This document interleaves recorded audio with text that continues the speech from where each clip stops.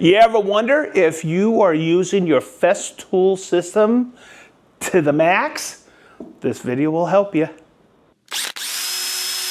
So this is going to be the second installment of a series. The first one was very successful on the SedgeTool channel. There's a link below for that. And we're going to continue all the tips and tricks of the Festool system. You just got an OF 1400 and you heard it works on the rail. Well, I'm going to give you some setup tips on how to use it in conjunction with the guide rail. I've already done a full-length video on how to set up the router on the rail. But the first thing you need to do is get yourself what is known as a guide stop. In that video, which I'll have a reference down below, I show you how to set that up. Now, the one thing you may not know with all the Festool routers, there's a center line on there. So it allows you to set up, say you're doing a dado or a mortise on the center line, and it's right here, and that is dead on. So when I set this up, and the first tip I want to give you, I bring it right over and I set it right up on the center line there. So I have a repeatable stop here on the MFT. You don't necessarily have to use an MFT to set this up, as long as your eye's good on the center line. Second, I want to make sure you understand this. This is called a support bracket, and you'll see over here, I've called this out in that video, your router rides partially on the rail. So you don't want it to tip, and this support bracket here does what? It supports. What you do is you loosen this knob here, push it down, and now it runs in the same plane as your guide rail. So there's two more layout lines. I want to do a mortise. And I don't want to go all the way through. I want to start it here and stop it here precisely.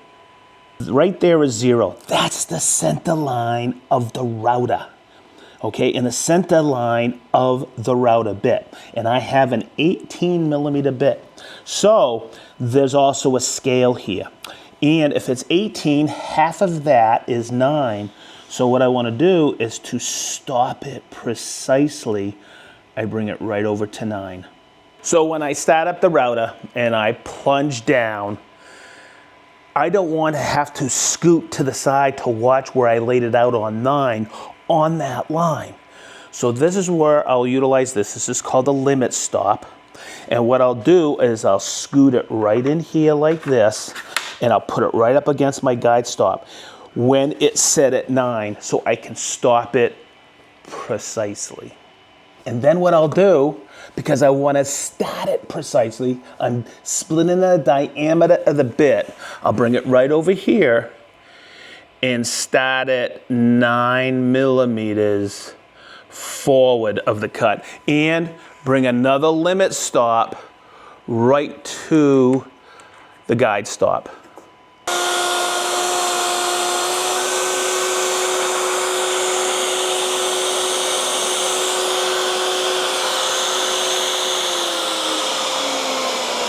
It's that easy. Let's check our work.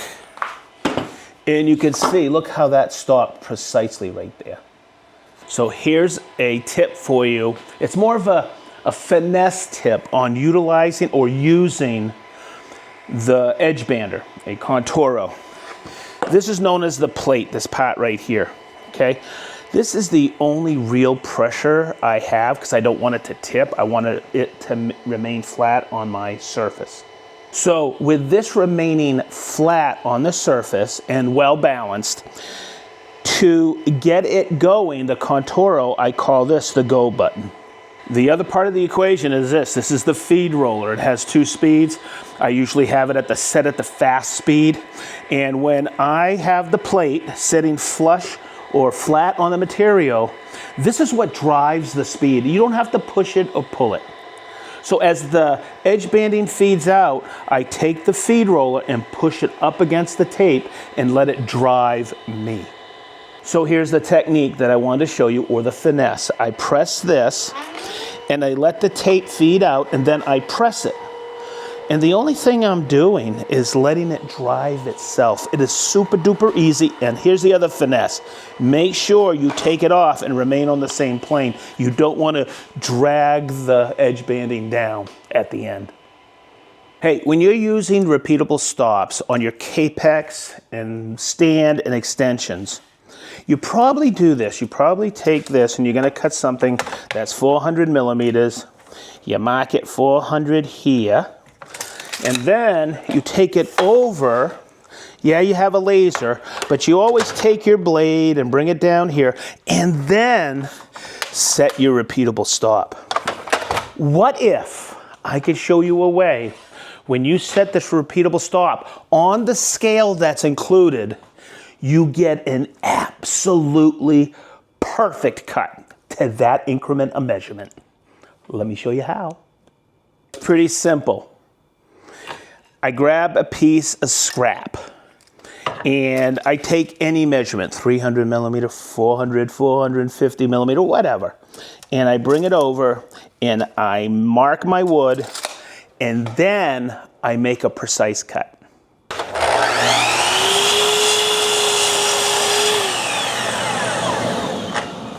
So I just don't accept that. What I do is I verify it. It's exactly where I want it at 400. It looks like I gotta take just a little bit off.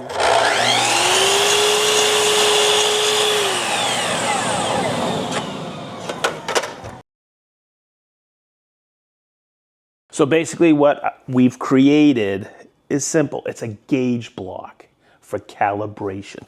What I always do is I label my gauge blocks. This is exactly 400 millimeter. So I've taken the extension off of the V groove of the Kapex. And you're gonna see here's the V. This is where it links underneath the V groove. So that's loose. But if you notice, there's 1, 2, 3 more 5 millimeter hex cap screws.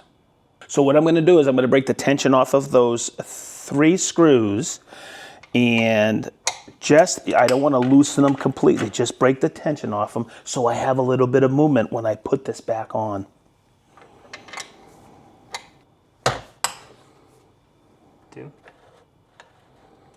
Once you have this set, okay, you want to check the gap between the deck of the Kapex and the extension. You don't want it to be tapered. You want the gap to be about the same from back to front. In other words, you don't want your extension being cattywampus. So I take the 400 millimeter gauge block, I bring it in, I just verify a couple of things and I bring it down, I lock it in.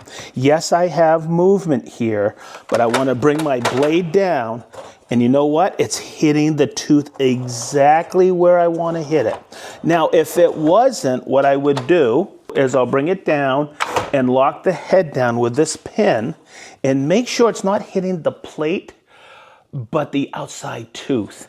And then what I'll do is I'll come in here and I'll make sure my stop is right up against here. I don't jam it. And then what I'll do is I'll start to, first, that big knob underneath, and then start to tighten each one of those 5 millimeter cap screws. The last one, you gotta feel around, but you'll get it. It is quite easy, and then you just tighten it. So, you have the knob tightened and those 3 screws. Let's see our cut. So I'm going to release the head now, okay? And then I'm going to come over and I'm going to check. And I don't know if you can hear that in the video, but it is just rubbing. The outside tooth is just rubbing that cut. So now let's do a test cut. So I get this railing style stock and I've already 90'd this side. I'm just gonna bring it right up against there, use my stop, and make the cut.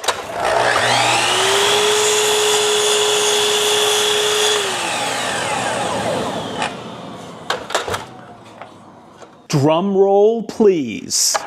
I'm gonna bring it right over, and there you go. Absolutely dead on 400. So here's what's really cool. I could take this, move it inside to do some flooring. This whole scale here will be calibrated.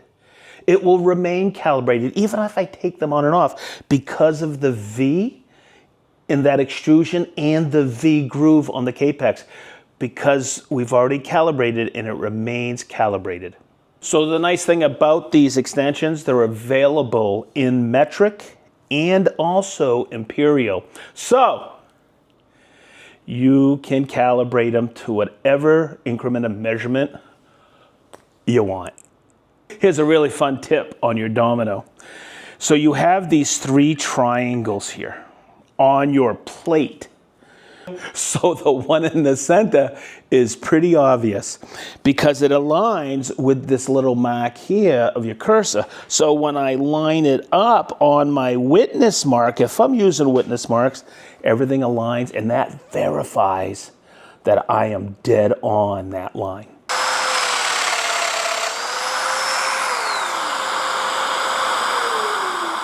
So why these other triangles?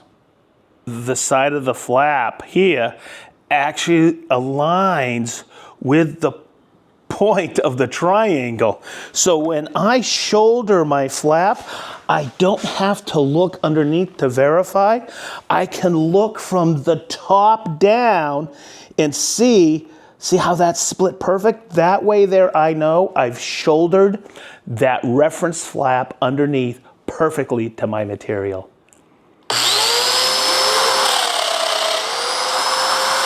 So the other triangle is for the same thing. I can take that, I can see it, and make my mortise. Voila!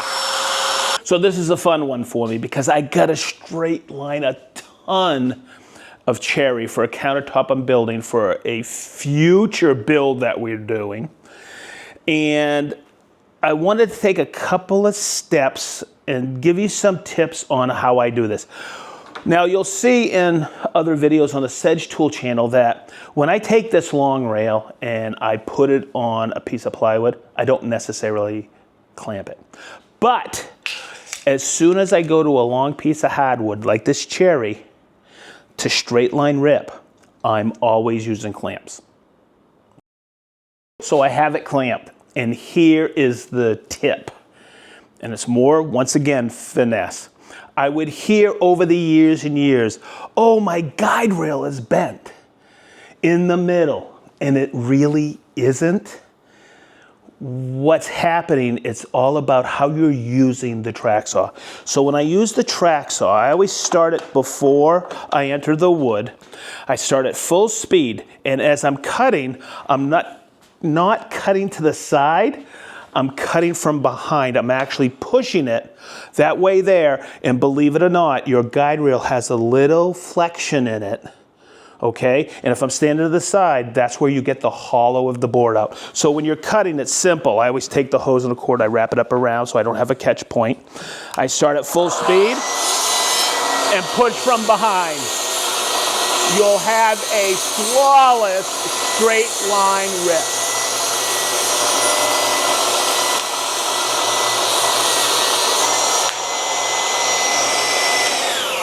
I hope this helps. And it never, ever ceases to amaze me how perfect that cut comes out.